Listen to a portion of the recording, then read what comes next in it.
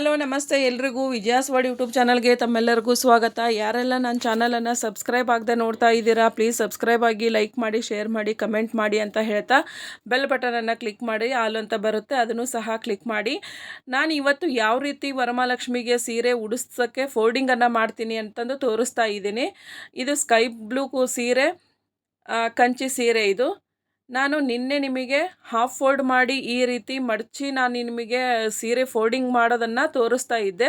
ಇವತ್ತು ಈ ರೀತಿ ಮಾಡಲ್ಲ, ನಾನು ಸಿಂಗಲ್ ಫೋಲ್ಡನ್ನು ಮಾಡ್ತಾ ಇದ್ದೀನಿ. ಇಲ್ಲಿ ನೋಡ್ರಿ, ಇಲ್ಲಿ ಸಿಂಗಲ್ ಪದರಿಂದ ಫೋಲ್ಡ್ ಮಾಡ್ತಾ ಇದ್ದೀನಿ. ಇದು ಕಂಚಿ ಸೀರೆ ಸ್ವಲ್ಪ ರಫ್ ಇರೋದ್ರಿಂದ ನಾನು 3-4 ನೀರಿಗೆಯನ್ನು ಮಾಡಿಕೊಂಡು ಬಟ್ಟೆ ಪಿನ್ನಿಂದ ಲಾಕ್ ಮಾಡ್ಕೊಳ್ತಾ ಇದ್ದೀನಿ. ಈಗ 4 ನೀರಿಗೆ ಆಯಿತು. ಈಗ ನಾನು ಬಟ್ಟೆ ಕ್ಲಿಪ್ಪಿಂದ 2 ಅಂಚನ್ನು ಸೆಕ್ಯೂರ್ ಮಾಡ್ತಾ ಇದ್ದೀನಿ. ಮತ್ತೆ ಒಂದು ಸಾರಿ ನೀಟ್ ಮಾಡ್ಕೋತೀನಿ. ನಾನು ಇವನ್ನ ನೀಟ್ ಮಾಡಿಕೊಂಡು ಬಟ್ಟೆ ಪಿನ್ನಿಂದ ಲಾಕ್ ಮಾಡ್ಕೊಂಡ್ಮೇಲೆ ಮತ್ತೆ ಒಂದು 5-6 ನೀರಿಗೆಯನ್ನು ಮಾಡಿ ಮತ್ತೆ ಲಾಕ್ ಮಾಡ್ತೀನಿ. ಸೆರಗಿನ ಕಡೆಯಿಂದ 1.5 ಮೀಟ್ರ್ ಬಿಟ್ಟು ನಾನು ಉಳಿದಿದ್ದೆಲ್ಲ ಇದೇ ರೀತಿ ಫೋಲ್ಡಿಂಗನ್ನು ಮಾಡ್ಕೋತೀನಿ.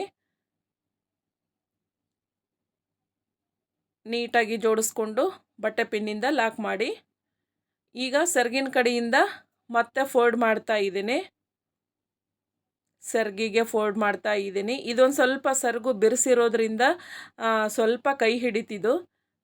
ಎಷ್ಟು ಚಿಕ್ಕದಾಗಿ ಫೋಲ್ಡ್ ಬರ್ತಾವೋ ಅಷ್ಟು ನೀಟಾಗಿ ದೇವಿಗೆ ಸೀರೆ ಲುಕ್ ಆಗುತ್ತೆ. ಈಗ ನಾನು ಇವನ್ನ ಸೀರೆ ಸೆರಗನ್ನು ಲಾಕ್ ಮಾಡ್ತಾ ಇದ್ದೀನಿ. 3 ಹತ್ರ ನಾನು ಲಾಕ್ ಮಾಡ್ತೀನಿ. 1 ಹತ್ರ ಬಟ್ಟೆ ಕ್ಲಿಪ್ಪಿಂದ, 2 ಹತ್ರ ಸೇಫ್ಟಿ ಪಿನ್ನಿಂದ ಲಾಕ್ ಮಾಡಿಕೊಂಡು, ಈಗ ಅಂಚಿಗೂ ಲಾಕ್ ಮಾಡಿಕೊಂಡೆ. ಸೆರಗಿನ ಅಂಚಿಗೆ ಈ ರೀತಿ ಫೋಲ್ಡ್ ಮಾಡಿ ಬನ್ನಿ. ಇವಾಗ ತಾಯಿಗೆ ಸೀರೆನ ಯಾವ ರೀತಿ ಉಡಿಸ್ತಾ ಇದ್ದೀನಿ ಅಂತಂದು ತೋರಿಸ್ತಾ ಇದ್ದೀನಿ. ನಾನು ಒಂದು ಟೇಬಲನ್ನು ತಗೊಂಡು ಟೇಬಲ್ ಮೇಲೆ ಬಿಳಿ ಬಟ್ಟೆಯನ್ನು ಹಾಕಿದ್ದೀನಿ.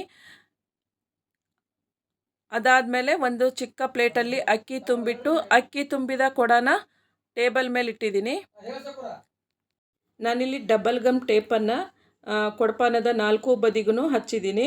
ಈಗ ನೋಡಿಲಿ ಗುಂಡು ಪಿನ್ನು ಮತ್ತು ಸೇಫ್ಟಿ ಪಿನ್ನು ಮತ್ತು ಬಟ್ಟೆಗೆ ಹಾಕೋ ಕ್ಲಿಪ್ಪು, ಇವು 3 ಸಹಾಯದಿಂದ ನಾನಿವತ್ತು ವರಮಹಾಲಕ್ಷ್ಮಿಗೆ ಸೀರೆಯನ್ನು ಉಡಿಸ್ತಾ ಇದ್ದೀನಿ.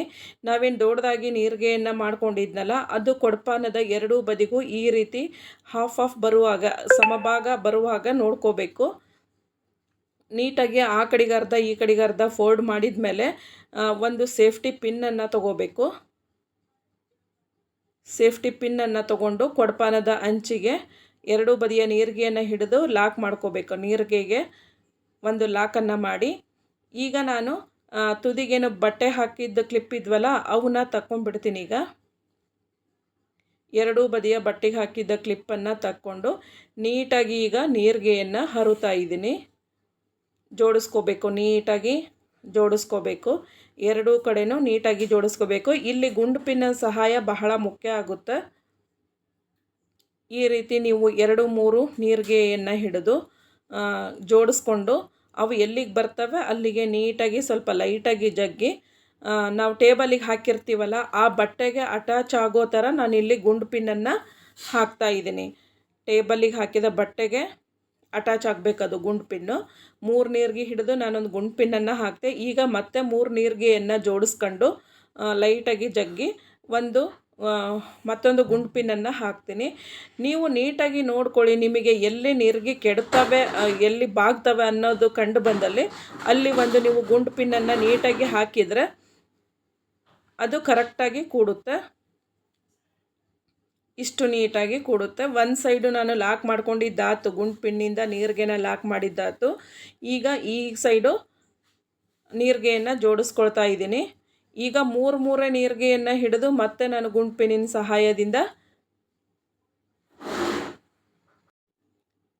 ಈ ರೀತಿ ನೀಟಾಗಿ ಟೇಬಲಿಗೆ ಹಾಕಿದ ವೈಟ್ ಬಟ್ಟೆಗೆ ತಾಗೋ ಥರ ನೀವು ಪಿನ್ನನ್ನು ಹಾಕಿ ಲಾಕ್ ಮಾಡಿ, ಗುಂಡು ಪಿನ್ನನ್ನು ಹಾಕಿ ಲಾಕ್ ಮಾಡಿ.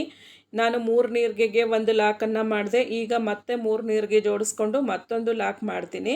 ಈಗ ಮತ್ತೆ 3 ನೀರಿಗೆಯನ್ನು ಜೋಡಿಸಿ ಅವು ಎಲ್ಲಿ ನಮಗೆ ಜೋತು ಬೀಳ್ತವೆ ಅನ್ನೋದನ್ನು ನೋಡಿಕೊಂಡು ಅಲ್ಲಿ ನೀವು ಲಾಕ್ ಮಾಡಿ.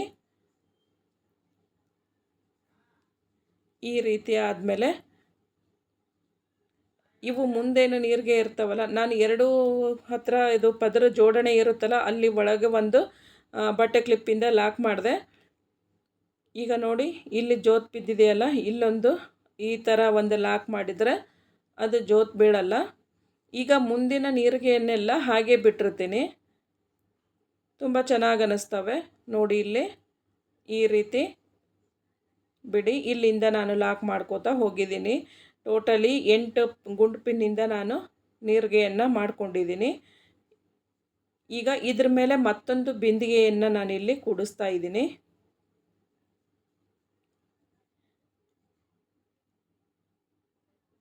ಈ ರೀತಿ ಲಾಕ್ ಮಾಡ್ಕೊಂಡಾಗ ನೀವು ಒಂದು ಸರಿ ಚೆಕ್ ಮಾಡ್ಕೋಬೇಕು. ಬಿಂದಿಗೆ ಕಾಣ್ತಪ್ಪ ಅಂದರೆ ಒಂದು ಬಟ್ಟೆಯಿಂದ ನೀವು ಮೇಲಿನ ಬಿಂದಿಗೆಯನ್ನು ಲಾಕ್ ಮಾಡ್ಕೋಬೇಕಾಗುತ್ತೆ. ಹಿಂದೆ ಒಂದು ಬಟ್ಟೆಗೆ ಹಾಕೋ ಕ್ಲಿಪ್ಪನ್ನು ಹಾಕಿದರೆ ಅದು ನೀಟಾಗಿ ಬಟ್ಟೆ ನಿಂತುಬಿಡುತ್ತೆ. ಮೇಲಿನ ಬಿಂದಿಗೆ ಗುಡಿಸಿದ್ದು ನಾನಿಲ್ಲಿ ವಿ ಶೇಪಲ್ಲಿ ಸೆರಗನ್ನು ಹಾಕ್ತಾ ಇದ್ದೀನಿ ನೋಡಿ. ಈ ರೀತಿ ಸೆರಗನ್ನು ಹಾಕಿದ ಮೇಲೆ ನಡಪಟ್ಟಿಯನ್ನು ಹಾಕಿದೆ. ಇವಾಗ ನೋಡಿ, ಕೈಯನ್ನು ಈ ರೀತಿ ಬಟ್ಟೆ ಕ್ಲಿಪ್ಪಿನ ಸಹಾಯದಿಂದ ಜೋಡಿಸ್ಕೊಂಡ್ಬಿಟ್ರೆ ನೀಟಾಗಿ ಕೂಡುತ್ತೆ. ಇಷ್ಟೇ ಈಸಿ.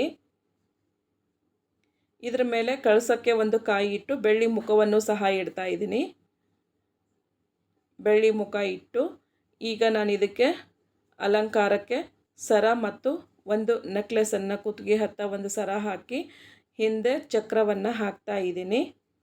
ಈಗ ಚಿಕ್ಕದಾಗಿರೋ ಒಂದು ಮಾಲೆಯ ಹೂವಿಗಾಗಿ ಚಿಕ್ಕದಾಗಿರೋ ಒಂದು ಮಾಲೆಯನ್ನು ಬಳಸ್ತಾ ಇದ್ದೀನಿ. ಇಷ್ಟು ಮಾಡಿಬಿಟ್ರೆ ವರಮಹಾಲಕ್ಷ್ಮಿ ಅಲಂಕಾರ ಮುಗೀತು. ನೀವು ಬೇಕಂದರೆ ಆ ಕಡೆ ಈ ಕಡೆಗೆ ಸ್ವಲ್ಪ ಕೋಲು